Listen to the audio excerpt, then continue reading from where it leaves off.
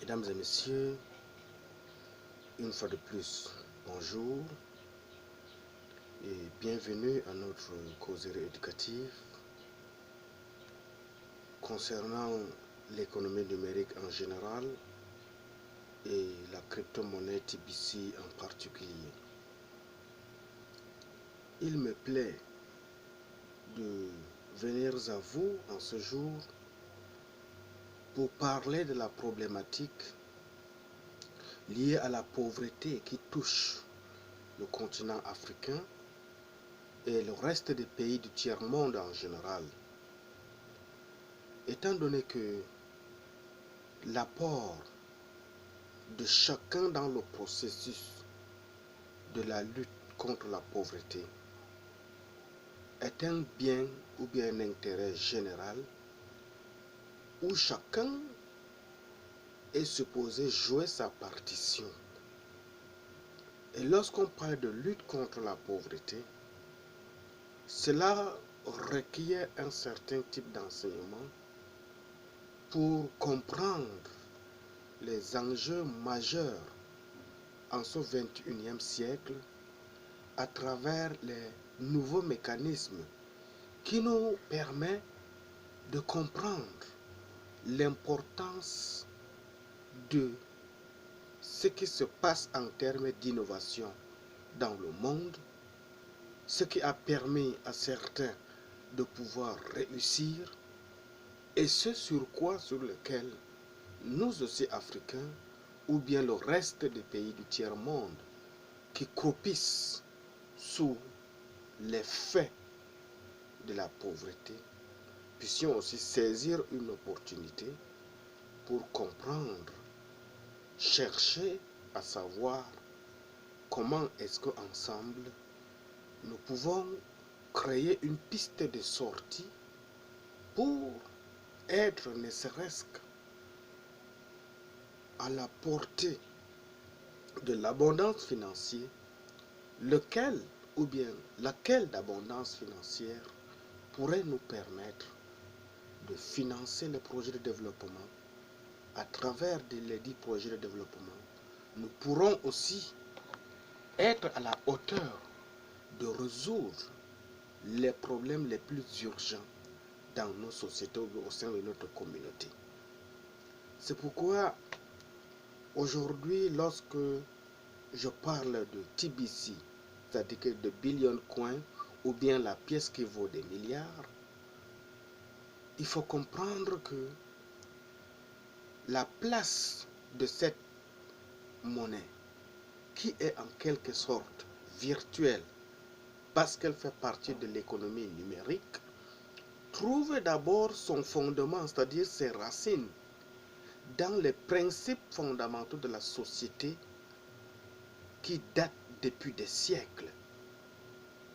Parce que les auteurs les plus importants de la première école sont probablement Saint-Simon, Charles Fourier, Jean-Baptiste Godin et Philippe Bouchez, qui partagent tous le souci d'améliorer les conditions d'existence des travailleurs ou bien des personnes vivant autour d'eux.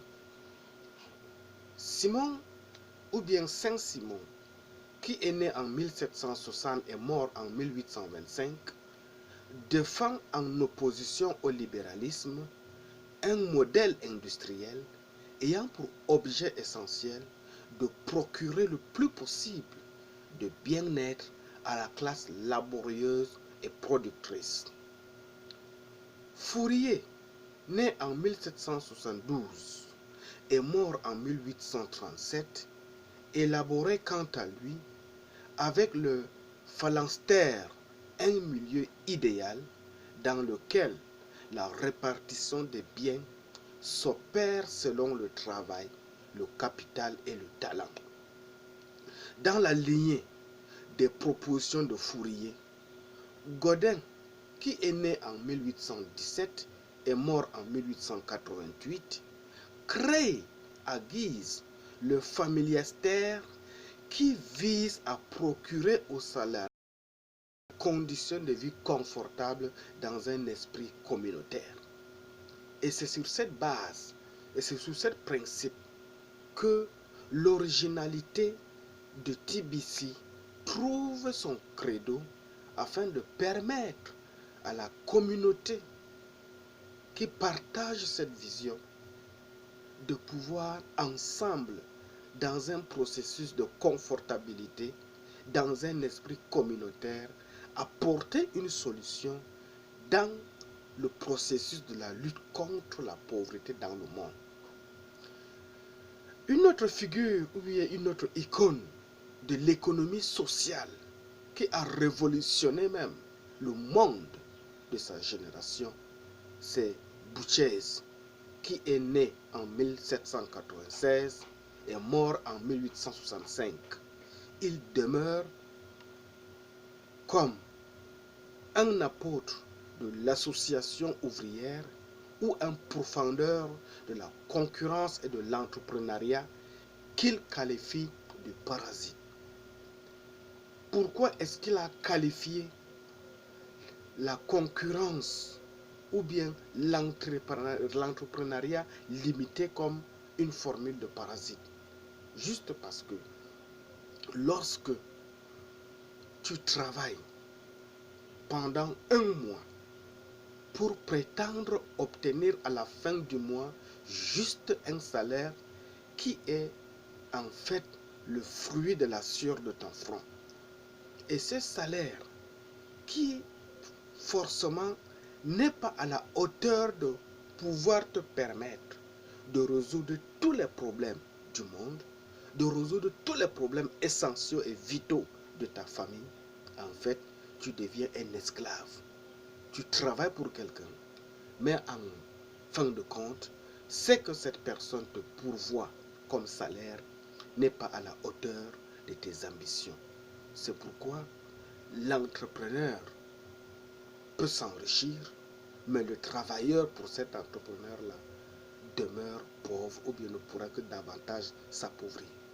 C'est pourquoi, plus que sur l'émancipation des travailleurs, la tradition d'abondance financière pour tous que prend les valeurs de la crypto-monnaie TBC s'appuie sur les valeurs liées à la charité chrétienne, sur la nécessité de la solidarité, des nantis envers les plus défavorisés et préconise davantage le patronage que l'association ouvrière ou la communauté.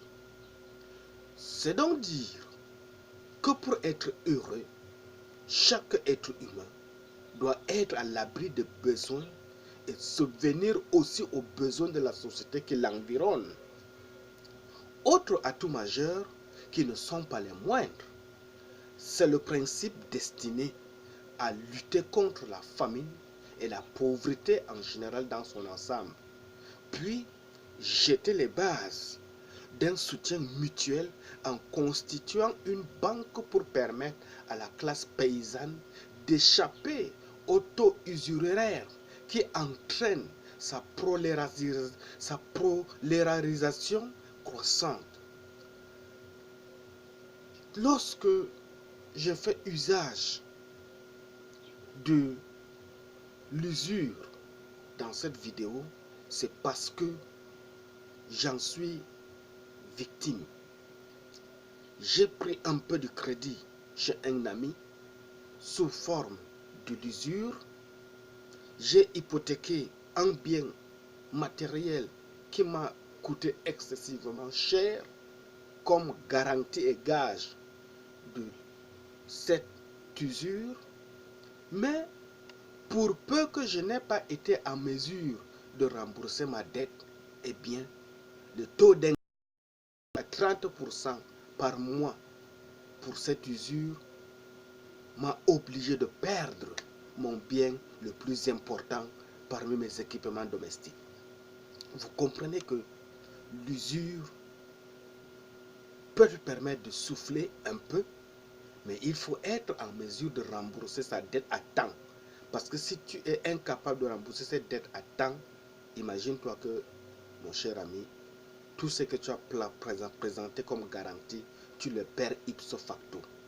C'est pourquoi, à travers l'instrument TBC, même si nous sommes dans un besoin d'économie, nous sommes dans un besoin d'argent, on ne peut pas être aussi pauvre au point de perdre un objet de valeur très important pour la famille. Je veux enchaîner avec un autre volet qui est celui de l'école libérale. Dans la troisième école, celle d'inspiration libérale, on peut distinguer quelques influences notables comme celle qui voit dans le bien-être général de la communauté TBC un moyen de rationaliser le système économique, d'augmenter la productivité et en matière sociale d'associer tous les moyens, tous les membres au résultat de l'entraide sociale. Avec la crypto-monnaie TBC, il faut aussi distinguer 3 niveaux d'analyse économique. Je dis bien, il faut distinguer 3 niveaux d'analyse économique qui sont même les leviers ou bien les piliers fondamentaux de la vie sociale. D'abord, il y a l'économie politique pure qui s'attache à la définition et à l'identification des mécanismes afin de booster la croissance financière des membres. Il y a l'économie appliquée qui désigne l'étude des moyens les plus économiques d'utilisation en termes de transactions financières. Il y a l'économie sociale qui focalise son attention sur l'appréciation de la valeur morale et celui de la lutte contre la pauvreté.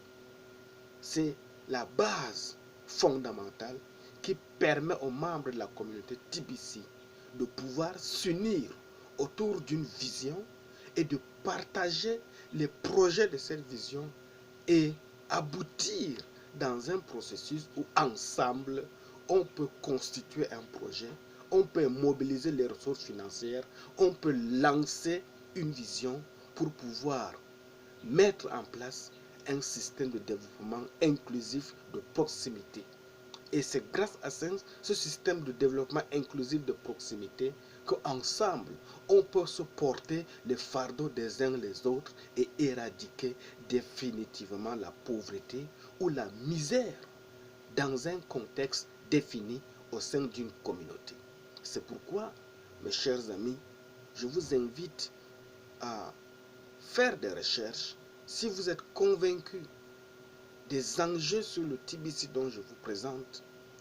Inscrivez-vous au sein de la communauté la plus proche et soyez les icônes qui vont marquer le futur de votre génération.